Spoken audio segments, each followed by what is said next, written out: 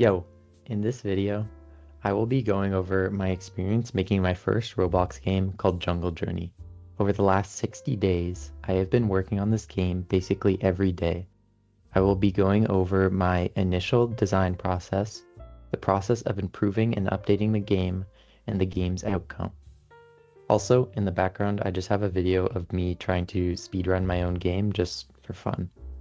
There's also timestamps if you want to jump around the video. So first, I will talk about I first thought of the game idea when I was playing Roblox, and I was looking at the most played games. One of the games that stood out to me was Steal a Brainrot. At the time, I thought the idea was interesting, but I wanted to add more to it. So don't really like Brainrot. I think Brainrot is funny, but I don't want to make a game around that since there is already so many games about it on Roblox.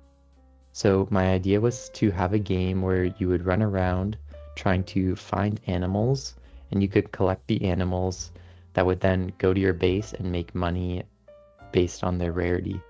So basically like Steal a Brainrot, but with animals. But the way to find animals is where I thought I would change it up.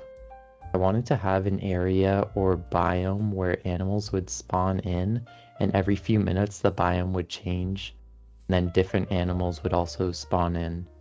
So basically there would only be one active biome at a time, and in that biome would be wild animals related to that biome.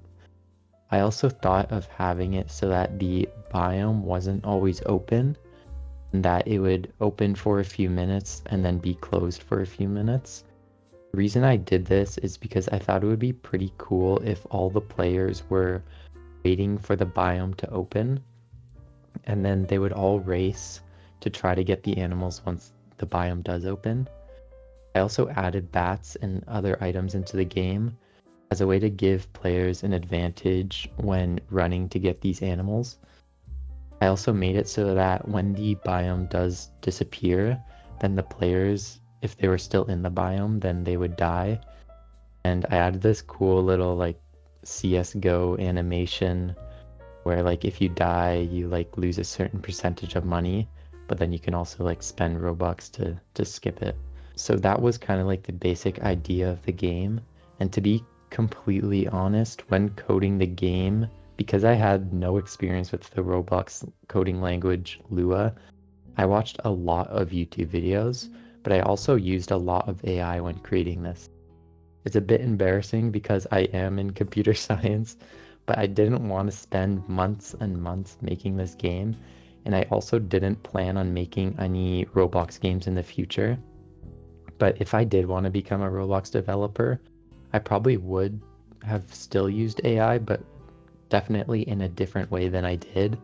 I probably would have used it to kind of explain the code it's giving to me rather than just using the code and putting it into my game, which is kind of what I did here. And this actually caused me to basically have to learn a Lua because, especially near the end, I had to debug a lot of the AI generated code. I also used the free models from the Roblox toolbox a lot to build the game because, again, I didn't have any experience with that myself. So I had the first version of my game done. I ended up also adding a jungle area that was always open to players with very low level animals, just so that you're not waiting for the biome to open for 3 minutes and just having nothing to do. I got some of my friends to play it and test it out, and basically the game was really boring because the players basically didn't have much to do when they were waiting for the biome to open, and the jungle area didn't really have enough high rarity animals to be worth going to. So I know I had to spend some more time working on this game and start. So I had a few issues with the game after my first test. First, it was really boring having to wait for the biome to open, and when it did open, it was boring and not interactive to catch the animals. So I added two big updates that included a catching system where the animal would move around and you would have to try to run and catch it. And the other is that when the biome is closed, that a random event would happen, like animals would fall from the sky or a mystery obby would appear, and if you complete it, then you would get a prize. So it was basically like the biome would open, and then when it would close, a random event would happen, so you would have something to do, and then the random event would end as soon as the next biome would spawn in. And I thought that those updates were pretty good because it made the game more interactive. After those updates, I started working on the late game because at the moment, you didn't really have a goal or reason to keep playing. So I had already added a rebirth system, but I added a better rebirth shop that would allow you to buy pets that would follow you around, and then those pets would give you a speed boost depending on the rarity. And you would be able to buy these pets with like your rebirth points. So every time you rebirth, you would just get one rebirth point. And I also added a base shop where you could buy cosmetics and upgrades for your base. And I made those really expensive so that you could only afford them if you played for a while. I also had a quest system that I added closer to the start of working on the game. But in my testing, I realized that nobody even used the quests. And so I added animal upgrades that you could buy with quest points. And you would get those quest points from doing quests. I thought the upgrades were also cool because then you could technically make a low rarity animal make a lot of money by just upgrading it a lot. Near the end of development, I also ended up adding some animations and a lot of sound effects like collecting money or rebirthing, just so it's a bit more interactive. I also added more difficulty when chasing the animals by having kind of like the chase zones have water, and that water would push you backwards if you were to hit it. So it kind of made it so that when you were catching an animal, it was almost like an obby, and also like the water obby would be randomized so that every time you catch an animal, it wouldn't be the same obby layout. I also added shop music that was different from the background music that I actually created myself. This was something in the project that was actually one of my favorite because I really love music, so being able to create it myself and then have it in my game was kind of rewarding rather than just like making the music and then having it sit on my computer for forever. I also added a cool Easter egg event that plays one of my friend's music beats that is way better than any of my shop music, so you should definitely check that out for sure. So early on making this game, I had it public on Roblox, which really helped because players would sometimes join and they would give feedback on the new updates or suggestions on what I should add, which is honestly pretty cool. And that is how I got a lot of the ideas and additions to my game. Now I had much more things to do in the game, so I focused on an area I was lacking in. So I started working on something that I learned from watching a lot of YouTube videos on how to make a viral Roblox game is that the average playtime is very important. At the time, my average playtime was really bad. Players would basically join for a couple of minutes and then just leave the game. And that meant that my game had a very low chance of being selected in Roblox's algorithm, which would basically mean that Roblox would put my game on the homepage for some players, kind of like the YouTube homepage suggested. And so I spent some time working on the tutorial. In my mind, I had spent so much time working on the game and testing it that I accidentally just assumed everybody knew how to play the game. So my tutorial was not good at the time, so I decided to add a tutorial with arrows telling the players what to do, as well as some starter quests that reward the player if they complete the tasks. And I hope that this would kind of give players a dopamine hit earlier on. This helped with the game go from a few minutes of average playtime to around 6 minutes, which is still pretty bad, unfortunately. The next way I tried to get more players in the game is with the click-through rate is another metric that is important when trying to get your game popular. Click-through rate is the percentage of people that click on your game when they see it on the homepage or the sponsored page. My click-through rate was really bad. It was around 0.8%. Since I made all of the thumbnails and icons myself, I noticed a lot of games have AI generated icons and thumbnails, but I didn't want to do that for my game.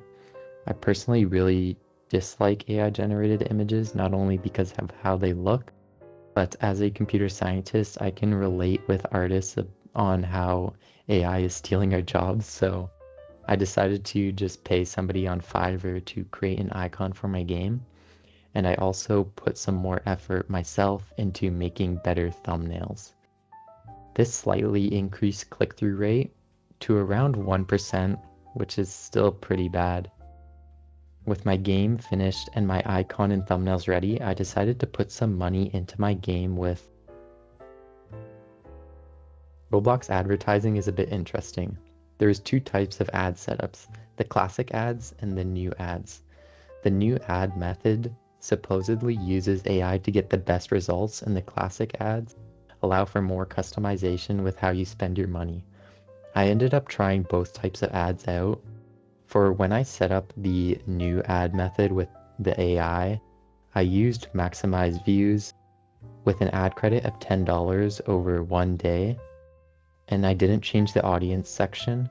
And the results were I got around 52,000 impressions with only 73 plays and a cost per play at 12 cents, which is really bad compared to the classic ad method. With the new ad method, I think that if you're close to your end date and the ad is about to end, that the cost per play just gets automatically bumped up, just so that it can use more of your money before the ad end date. For the classic ads, I targeted views and spent around $55 over multiple ads spanning around a month. I would always go for the sponsored experience, and for the location, I put it as any, but I heard that North America and the UK usually spends more money on games, but I just wanted to focus on getting the max amount of players, so I just kept it as all. I kept the genders as all, and I usually selected 13 to 24 years old since my game wasn't really targeted towards older adults. And for devices, I usually kept all of them. And then for the genre, I actually think setting it to simulation helped my game a bit, since my game was basically a tycoon, and if it was only being advertised to people who play tycoon and simulation games, I think it helped with the click-through rate and playthrough rate. And the bidding, I usually kept it at 1 cent, but if I saw that there were low impressions, then I would increase it to 2 cents or even 3 cents, which is way lower than the 12 cents that the new ad system was doing. And I tried a bunch of different settings for this, but the ones that I just listed off is what I had the best success with. Throughout my classic ads, I got a 1.1% click-through rate, 3,700 plays, 0.21% play rate, and a 1 cent cost per play, and I got about 1.8 million impressions. This is with a total cost of $55 over a month. With the advertising done, I will now talk about So over the 60 days this game has been up, it has around 5,000 visits, 49 favorites, and it has an average playtime of 6.6 minutes and 4.27% 1-day retention, meaning the percentage of players who played the game the day after it was their first time playing. So basically 2 days in a row. It had 375 hours of total playtime and made 1,411 Robux.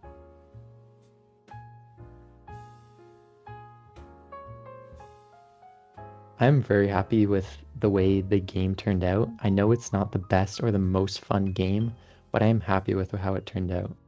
Being able to join the server when there's only like one or two other players and them saying they like the game, and then I would give them free animals and free money, and them being really happy was really cool to see. There were even people who kept checking out the new updates every few days and giving lots of feedback and suggestions, which was awesome.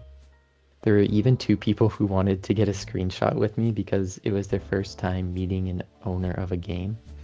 Those types of interactions made it feel worth it, even if the game isn't the best or isn't the most popular. I was so passionate about this game, I would get off work and instantly start working on it until I went to sleep. And I would do this like every day for a week. During my lunch breaks, I would even brainstorm what I could add to the game to make it more fun. And on the weekends, I would literally spend like 8 to 9 hours straight just updating and coding and trying to think of what else to add to my game. I think throughout this experience, I learned that I love creating things. The thought process of thinking of an idea, then designing it, and then reevaluating it and seeing that work pay off is really cool. I can definitely feel how much better the game is from when I first released it. And yeah, so one day I might update the game again, but I think for now I am happy where it is. If you have any questions, you can put them in the comments, or if you want to check out the game, there will be a link in the description. And yeah, thanks for watching the video. See ya.